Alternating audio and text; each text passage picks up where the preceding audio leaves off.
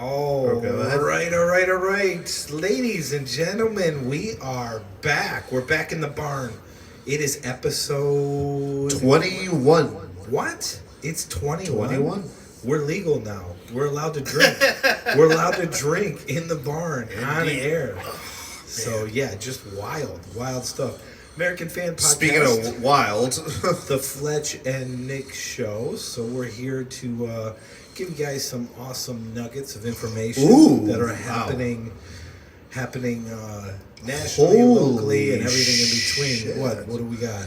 I'm just quite amazed. Because when we say the name of the episode, I like to go live, fact check, not live, not live recording, but when people watch this, they'll see that I checked and I don't make a fool out of myself. Yeah. The views that two of my Bongino videos have gotten, one of mine and one of ours, the views that we've gotten in this video is insane. What? The one of my response to being blocked by him, you saw that video? 162 views. That's good. Oh no, it gets better. The one that we did, the Dave Smith versus Bongino one, that's at 400 views. What? And hey guys, I know 400 views is nothing, but for a small time, that's insane. Hey guys, all I have to say is this: watch my face and watch my breath. Yeah, we're filming in a barn that's about 30 degrees. Okay? They're used to it. So if we get 400 views, that's a big deal. That's a big deal. That's a big damn deal. I'm gonna put my foot down on that. That's fantastic. That's good news. And I think you were just fact checking to see which episode it. Yeah, it wasn't like, hey, let's see how the status is. I wanted to make sure, yes, this is 21 that we're filming, and not still 20 or something. But then I just saw it. I'm like, 400. That's a total of almost 700 views that we've got just on two videos that I and then you and I have talked on Bongino and Smith. Yeah. Which is insane. And then we got a hot topic. It still is going to always be a hot topic. Well, given the disgrace, that's 100% side with Dave Smith on the whole. I do too, and it's not just because I like the dude. No, you remember I said this live the last time. Well, again, not live, but you know what I mean. I said this very clear. I was subscribed to Bongino on Rumble when he got kicked off of YouTube. I followed him on Twitter, and then I found the tweets annoying. That's all it was. I wasn't I don't like it anymore. I'm just I found it annoying. I just, whatever. I was still following him on Rumble. Right. And then his own show, even though he wasn't there, was uploading videos. I'm not really interested in watching anymore and stuff like that. And plus, let's be real, it would be a little biased because, their guy, the host of the show, is one of the heads of the FBI. So I just didn't bother. But then him blocking people like me and then going after people like Dave Smith's family, I'm like, dude, you are in no position to lecture anyone when you covered up a pedophile ring. 100%. I don't care who you are.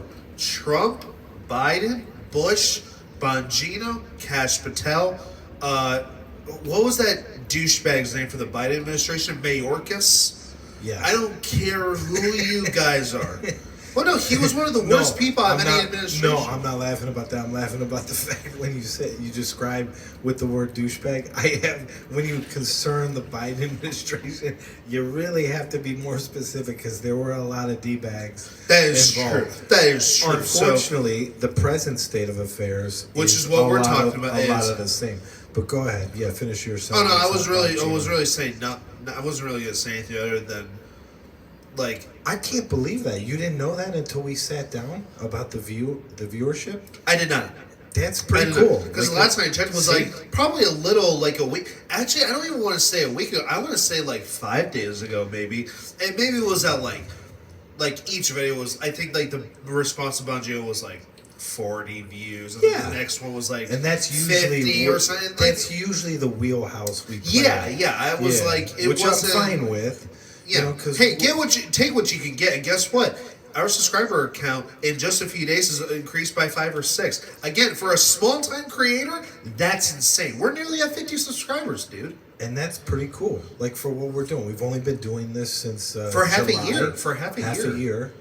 And what we set out to do together when we sat down is to create content and give people information that they might not know about, our opinions on certain things. And this episode is going to be no different given what you just concerning told me about like movies, pop culture, more importantly in today's case, politics, just to open people's eyes to information. You and I, we don't agree on everything, but most things we do.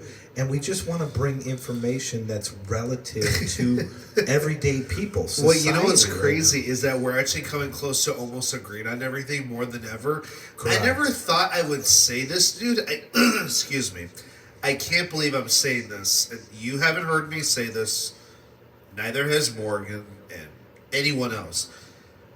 I'm starting to, at least from a principle standpoint, like, person actually sticking to what they ran on, they're still trying to do, like, fulfill that agenda, right? As opposed to someone like Trump. I was starting to like Bobby Kennedy more than Donald Trump. Because at least, like, Bobby, I'm still going to disagree with him on the 95% of things I disagree with him on. Correct. But he's consistently, now, I think he could speed up a little bit, but then again, I'm not in power. Who am I to say he's not going fast? Look, he's consistent. He's consistent. Correct. I can't say that about Donald Trump, especially given what you just told me right before the recording of this video.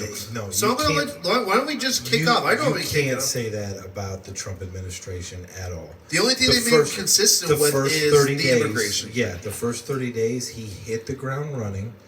He did an excellent job. It really was a transcendent job from where we were with the Biden administration, open borders. It was just pure insanity. Transitioning kids. How do you have a country without borders? It's still, the argument is just insanity. I don't care left, right. Again, that's another thing we intended to do when we created the podcast. We're not trying to be a mouthpiece for the political parties. I'm not a conservative. We just like the I mean, that's why the eagle is kind of like what you call a mascot behind us. Well, like we have American values. We just want to be good American people, and it's not a left or a right issue. It's not conservative. It's not woke. What we're learning as we go along, we are like maturing along with the podcast, which is kind of cool. I'm learning it's a top bottom. It's a top bottom issue. It's an oligarchy, like with Jimmy Dore, what other people talk about, and you're going to have all the servants. Exactly. And that's not what I want. That's not America. A year ago, man, let me tell you, a year ago, or earlier than that particularly, but especially a year ago, I'm telling you right now, Fletch, let's just say 4 years ago. I'm just going to say 4 years. You were to say 4 years ago, hey, Nick, guess what? You're going to become more libertarian than ever before. You're going to tune into, and I don't watch their live shows from 6 to 8. I don't do that. I am actually going to tune into some Young Turks clips, listen to Jimmy Dore, a progressive dude. He's a progressive liberal, and he's a professed progressive. And I'm going to be against the Trump administration harder than I've ever been before. I know. I'm telling you right now, I would have laughed at you. You would have said, hey, Nick, you're going to start watching Young Turks. I'd be like, I don't like those people. No. You would have said, if you would have said, hey, Nick, you're going to compare Trump to Biden and W. Bush, I would have said, again, you're crazy. Now, listen, I still don't agree with the Young Turks on most things. I vehemently disagree with them. But a broken clock is right twice a day, let me tell you. I like Cenk and Anna. I like Anna. Cenk is good when he's like at least consistent with the whole, hey, I agree with people that say they're America first because we shouldn't be funding Israel. I'll be like, yes. Yeah. I like when he digs and he finds facts. The problem with Cenk, I don't know if the right word or vocabulary is problem, but he derails when he goes into an opinion mode because everything is like super negative when it involves Trump. which I mean, Which I is can't why I don't super agree with disagree. Yeah, I can't super disagree all the time with him now, currently. But in the past, he would just automatically go in a negative direction. Like he would say, and like Anna Kasparian. I'm sorry, I know. I think she's married. she is married. She is married. She's mentioned multiple times she has a husband and stuff like She's that. very attractive. And She is. She is. I would and like the thing is, I would consider her. I would just like like a to center. go on a date with her. We don't have to do anything. But Oh, I would love to speak with her sometime. No, I mean, all kidding aside, I just think she's got a beautiful face. But I mean, go ahead. she's probably one of the hottest people on the left. If I'm gonna be honest with you, she really is. I don't even use the word hot, and this is a topic for another day. Maybe we should do a whole episode on like We could. people on the left, people on the right. Who's attractive? Who's not? Who does Fletch want to have sex with, and who does Fletch want to avoid? And that's when I go. That's it. And let me just close the Kasparian podcast. would be at the top of it. I think she's beautiful. Like there's a beauty to her face. It's not like a There is, bar there is. hot like you see a barmaid or a bartender or somebody. Yeah, I else. really don't like to It's call like a chicks be- hot it's like nowadays. beautiful. It's She's like very. I don't even know why I said quintessentially that beautiful. word. That's off topic. yeah, I it mean, is but, off topic. We're 11 minutes in. And That's okay, and you it know. won't take me very long to go through this and dissect. Because a lot of people, I don't know how you pronounce it. I mean, I've What? heard 3 different ways of pronouncing it. I always said Qatar, the country Qatar. I think it's Qatar Generally or, speaking, it is pronounced Qatar. Qatar. Yeah, that's Not what Qatar or Qatar. I heard the you know, I don't. or Cater. You know, everybody's got. Maybe like people a- say with an S like Qatar or whatever. So everybody wants to know. No one, you haven't heard about any of this. I just Why our I channel believe- exists, by the way, is we're going to tell you stuff that none of our Sometimes- institutions are going to Yeah, tell you. correct. I went digging because I do. I like to learn. That's why I host trivia. By the way, if you're in the Cleveland area, tomorrow there's a little Wicked trivia. A little Tomorrow, from let's the- be specific because who knows when people are going to watch this episode.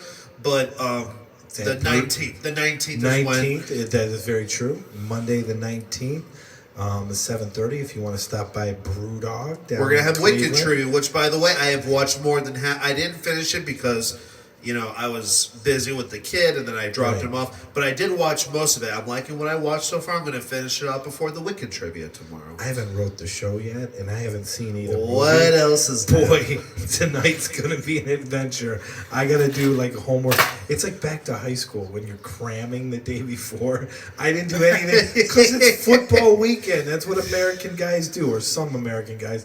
Me and my buddy Scott, we crammed in a bunch of football. The games were fantastic, except one. One was a real big disappointment. It was an awesome game, but we won't talk about that. That's a sports show. We're going to talk about Qatar because everybody's asking questions about, well, you know, is it right what he's doing, meaning Donald Trump involving Venezuela? What's kosher? What's not? You know, oh, we're defending, you know, American values like Dinesh D'Souza. We're defending American values and ideals, ideology, you know, on planet Earth. All of a sudden we became the police, which if you guys get a chance, the Dinesh D'Souza and Dave Smith debate on, what's that judge's name? Palatino or? I You know who I'm forget talking- his name. I just know that it was hosted just by Google, Zero just Matches. Google Dave Smith, Dinesh D'Souza. Do yourself a favor. It's a great service to watch. It's only an hour. Even if you're driving, if you're going somewhere, it's just a great. And they don't like waste time. They may give like 3 minutes to say, "Hey, we thank Zero Heads for hosting this debate. Right. I'm going to give 2 minutes of opening statements. You guys go ahead." And then It was- like right from the start, Dave Smith gets into it, Dinesh gets into it, and that's just the way It was is. constructed perfectly, like how I like a debate, because you got 5 minutes, 5 minutes, 5 minutes, 5 minutes, and you got a moderator. And they stuck to the time limits. In fact, Dave didn't use all of his available time, but it was just it was a really Well, good even the discussion. moderator said that he's like, you know, I would be surprised if that was like a little biased or something, but he wasn't biased at all. He didn't care. He was just like, hey, you're interrupting, let him finish. Hey, you're interrupting, let him finish. Right. Like he did his job. He just did what he It did. was really interesting. It's very eye opening to see how the America First, or just the conservative movement in general, has a definitive split. I'm not saying it's positive or negative. I'm just noticing as I'm A migrating massive split. more towards a libertarian, just an isolation perspective of we need to stop doing what we're doing. This is insanity. But that's where I'm moving in a personal direction. But I'm just looking at it with a third party, two eyes, and I'm just noticing that I identify with Dave Smith and that faction 100%, and I have nothing in common. And I liked him. I watched some of his movies that he made. Hillary's America, Dinesh D'Souza, back in the 2000s. I was like, intelligent guy. I don't agree with all of what he has to say, but I thought he was a progressive thinker. Here, he's just an establishment guy. Like Dave has coined the term conservative Inc., and you're just part of this neocon, like just conglomerate of a-holes that don't care about everyday people. They care about getting paid. They care about oil companies. They care about defense contractors. And that's a good segue just to lead in. I know I'll do a little more of the talking on this episode. The second episode, we're going to come back and we're going to have you give your sentiments on a topic. And I'll let that happen naturally in the next episode. Sure. But Qatar. We'll talk about Qatar because everybody's asking, like, well, what's the real reason we're in Venezuela? What is the real reason we took over their oil operation? Which, I mean, it's just, if you see it on the surface, ladies and gentlemen, if you came in, I worked for a vitamin company and I built up a book of business of $1 million, and you just came in and took it, by force, I would have to say that's stealing. At the last time I grew up like everybody else did on the playground. If you took somebody else's toy or their sports equipment, you stole it. So that's exactly what happened. But let's go over the dates, because I always like to coordinate numbers, and I like to coordinate dates of why things happen. As you do so well every time. January 3rd is when we captured Maduro. We go in, and they did. And it shows the brilliance and the strategic effectiveness of our military. We probably are still, I shouldn't say probably, we are number one in terms of military strategy, intelligence, that type of thing. I don't know about in terms of number, overall might. You might have, China or Russia that has something to say, just because they have like 4 or 5 times the number of people in their militaries. That's another topic for another day. January 3rd, we capture Maduro. All right. January 6th, a mere 2.5 days later, they announced that the U.S. will run the Venezuelan oil operation. Okay. So they took a couple days. They stalled because they were basically stalling to gauge the feedback from the American public. That's why they did that. They didn't announce right away because they wanted to see how the American public reacted. And they got the answer that, do you know now there's not one age demographic? This is by the Bureau of Statistics. This was just run last week. There isn't one age. You can go up to the age bracket of 60 to 75. There isn't anybody that supports what's going on with the Venezuelan oil takeover. There isn't one demographic where there's a majority of people are like, hey, I think this is a good idea.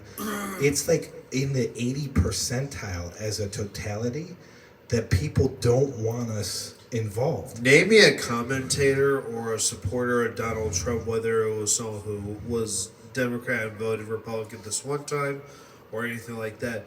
Name one person. I can give you 10, 15 issues or reasons why someone would vote for Donald Trump. I'm not going to say issues, I'll just say reasons.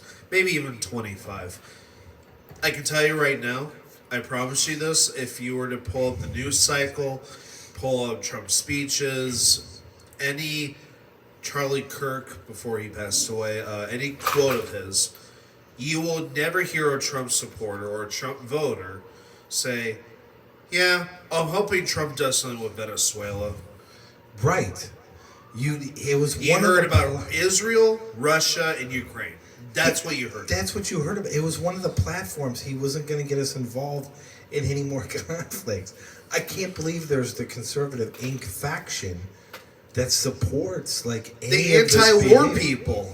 These are the people, but they're war hawks now. They want to go around, and you got people like Nikki Haley behind the scenes that are signing, autographing bombs. That Like are that, drawn I to mean- fucking Palestinian children. Yeah, like I mean, what are we doing here? Like, how is this celebrated? How is this like empire that they're trying to build? We're supposed to be, you know, a constitutional republic. We're supposed to worry about America first.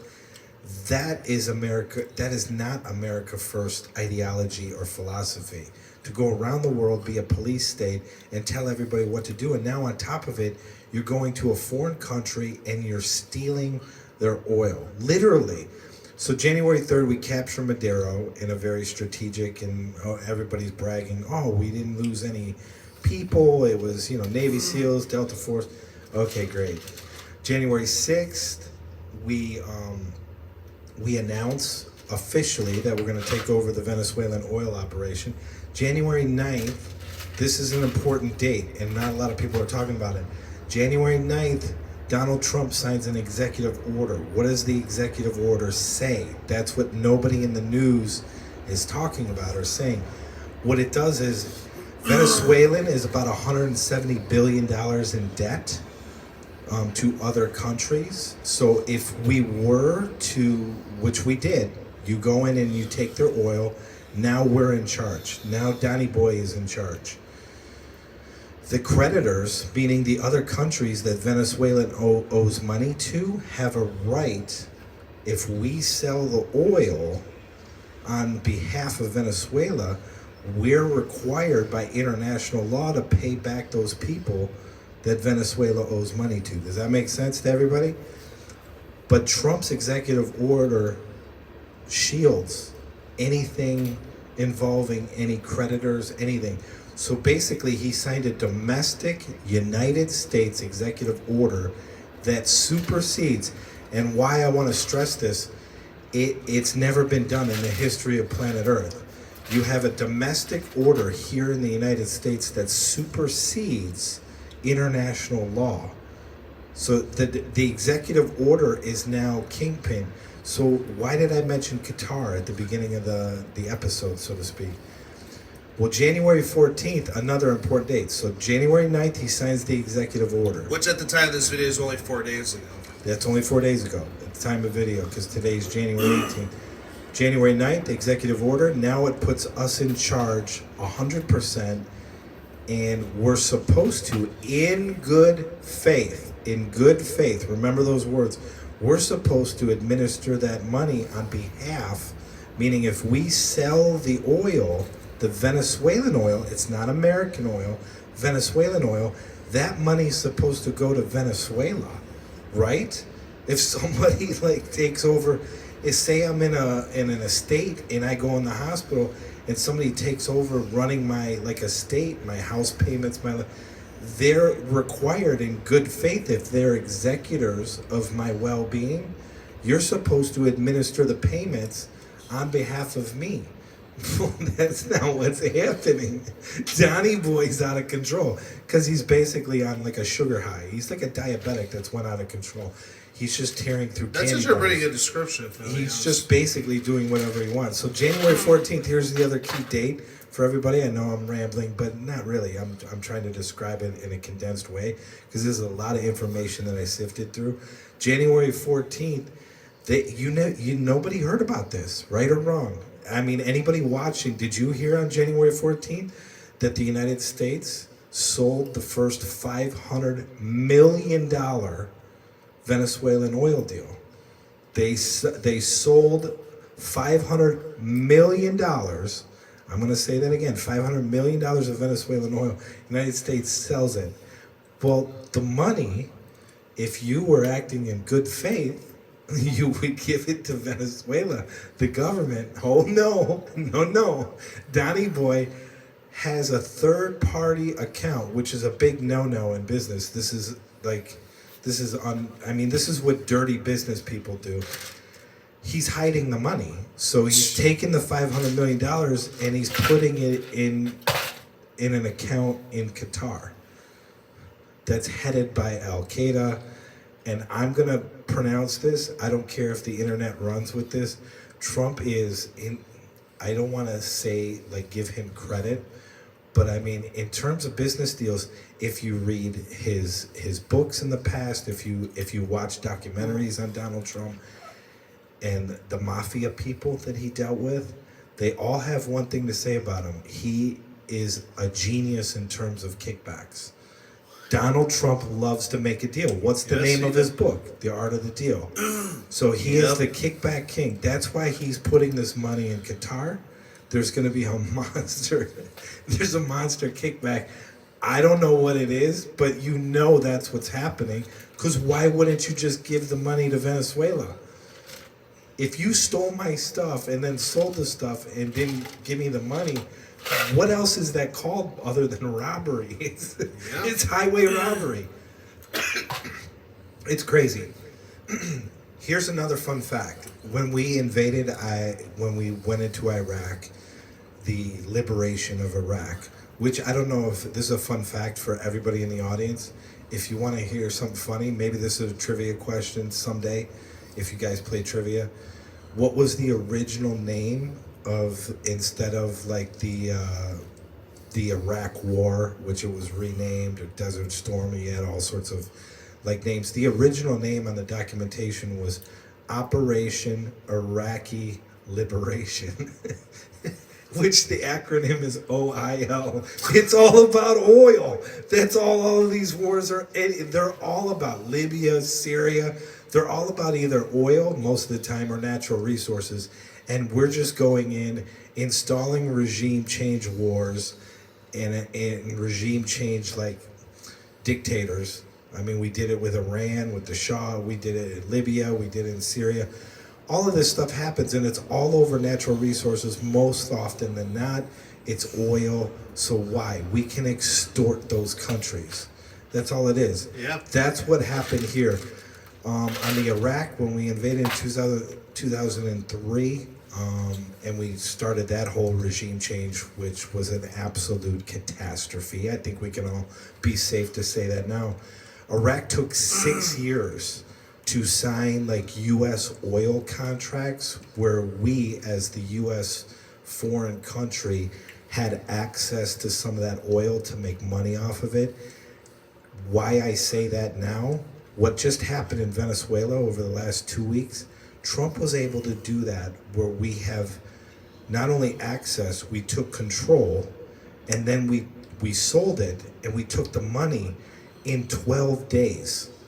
He extorted, in 12 days, he extorted $500 million from another country. Nobody's talking about it. That money should have went to Venezuela. I mean, aside from all the nonsense that we took away a dictator, Maduro was a terrible person. You're not allowed to do that. You're not allowed to go in and just kidnap a human being. Like, I don't care if he's a bad leader. You're just not allowed to do certain things. This is insane. You can't go to North Korea and take out Kim Jong-un because he's a bad guy. You don't go to Russia because you think Vladimir Putin is just some dictator. You don't go to Ukraine and take out Volodymyr Zelensky because he's a piece of shit leader. You don't do that. No. Venezuela is no different. No different. And I just wanted to tell everybody the timeline of what's happened since January 3rd to January 14th. And remember the name, obviously, Qatar, the country, because that's where the money is deposited now. And I'm so desperate and interested to see how they're going to spin this and say, oh, well, this is what we're going to do with the money, because we have Venezuela's interest, because we want to make them a democratic country, and we have their interest as pinnacle, as primary in this whole process. No, it's just a takeover. The kickback king. I gotta hand it to Donnie Boy. I'd love to sit down with the guy. I know that'll never happen in my lifetime unless I do something like ridiculously genius. I would just love to sit down with him for an hour, and I would say, I wouldn't have an attitude towards him. I know him for what he is. He's a class 1 narcissist. He's a pathological liar. But he is a brilliant businessman. You have to give him. That's where I disagree with Cenk. Other people, they're like, oh, he's a failure, he's a loser. Bill Maher, another example. No, the guy is a brilliant business guy. Yeah, he's a liar. Yeah, he's a narcissist. I don't know. Like, I'm fascinated. I would love to sit down and ask him and just be like, cut this shit down. No, I would too. Tell me the real story. I'll listen. I won't repeat it. I mean, you can tape this, so if I ever repeat anything that you said, you could throw me in Leavenworth for 100 years. I just want to know from the horse's mouth. I mean, am I right? Are you just like, are you lying? Are you just extorting the money? Because I know he'd be like, I can't tell you when Nick's in the room, but if Nick leaves, I'll tell you. Okay. You know, this is why I just got into it with, like, I wanted to mention this at the beginning of the video, but this is related to this kind of. No, go ahead. You know, this is. I've already given my thoughts on the whole Venezuela thing, so I feel like giving my thoughts on this, I'm just being a dead horse. It's nothing that you can't see in 5 episodes alone, just about, like, not even just Venezuela, but just interference with foreign affairs. Or foreign entities, should I say. But I want to say at the beginning of the video that this is why I am fully capable of criticizing Donald Trump, just like you are, strongly and vehemently, like violently criticizing him. But then and even with my violent criticism of him, I don't want to say violent, but even with our criticism of them, I still can't find agreement with the left, who criticize him for the most BS reasons. Like, correct. Most of their arguments are, fuck Trump and fuck ICE. He's a Nazi. He's a Nazi. I'm like... And he's a misogynist. Like, look, I don't like him either, but you're not... Like, we will have the list of criticisms, like, be this length of Donald Trump, and the left criticism list will be this long, and there's going to be no similarities between the two. And this is why we're so disconnected from the two parties, because the right has become just as out of touch as the left is. The way the right, at least the portion of the right that still are Trump supporters and will support until the end of time, they're as delusional as the left is. If I say, hey, what would make this candidate different? Well, them Democrats are just going to destroy the country. That's the type of brain dead response that the left gives when I ask him, what is your problem? And we already talked about this last episode. I'm not going to take over, especially given the time that we're at. Sure. I'll ask him, what is your problem with what ICE is doing? And it's a genuine question, not just like, whatever. And lately, I just get the fuck Trump thing, and if you don't like it, delete me. I'm like, no, I don't like him either. This is your opportunity to sway me to your side. Correct. But you guys are stupid when it comes to criticizing Trump. Because what happens is they're going to say Trump's a Nazi because we want to deport illegal criminals. Okay, so if he's a Nazi for that, why don't you go move to another country? Oh, wait, you can't. Because guess what? They would do the exact same thing to you. To you. If they went to, like, they say, oh, it's bad that America has borders. Oh, so is any other country borders? Because guess what? They all have borders, too. Russia has borders. Afghanistan has borders. You go across their borders illegally, you tell me that you wouldn't be left with a bullet in your skull. I believe it's a breaking point in the country itself. There's a breaking point over the next couple of years leading up to 2028.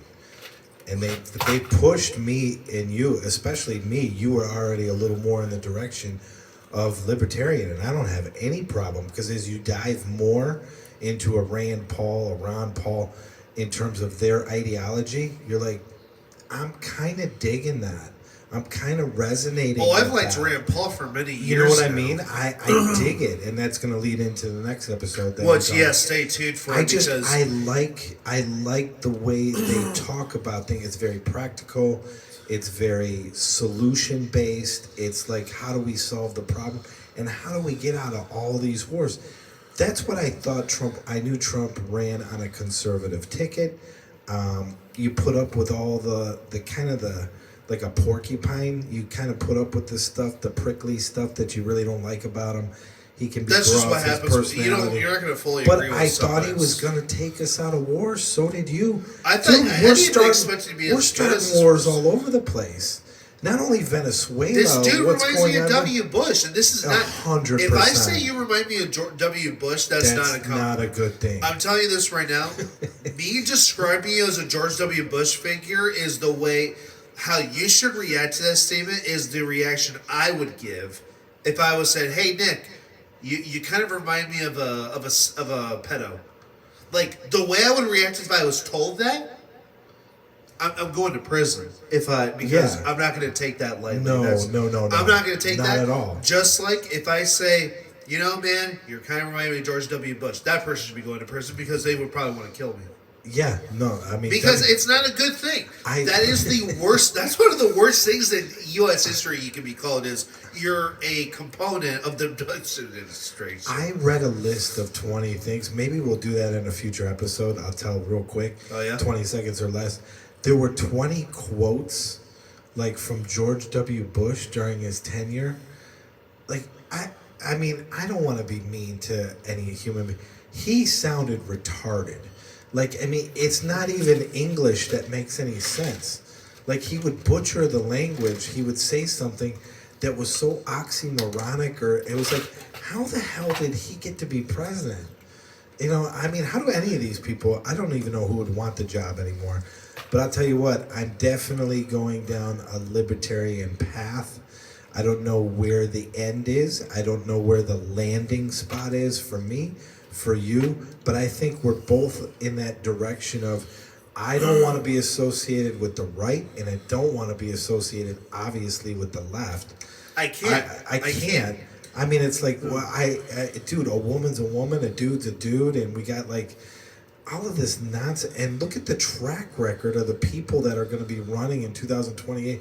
Hey, Gavin Newsom's not a bad guy. Have you seen California? What are you talking about? Kamala Harris wasn't so bad. A complete moron that never did anything in her life. How in the world she was a candidate for president? There were two things, in my opinion, that I think fully killed it for her. One was when she was on The View and she was asked if she would have done differently than Biden. She literally said no, nothing. She said exactly, no, I fully trusted what the president was doing. That was a killer. And then two, I know you probably don't think, this is just my opinion. I mean, there's multiple things that killed her. But that's also when she was interviewed by Brett Baer on Fox News. That's his name, right? Yeah. That's his name. Okay, Brett Baer. You're talking about. And when he was like, the 80% of Americans are saying the country's going the wrong direction, and she said, and Donald Trump's been running for president for the past year. She literally said that. There was like a question regarding the border, or people are saying the last 3 years people are not happy with what directions, something like that. That was her response. I watched that clip 3 times. About that. And it's like, you're an absolute lunatic. She's a moron. But I will leave you on this note. Dave Smith ended his, this is probably, I don't know, probably a spoiler, although not really because I'm paraphrasing this. Essentially, Dave Smith ended his closing statement with Dinesh D'Souza, when he was debating him. And he said, let me tell you something, guys. You guys fought this for a long time. You had this thing going for a long time. And what did you guys leave us with? Is debating whether my boy should turn into a girl.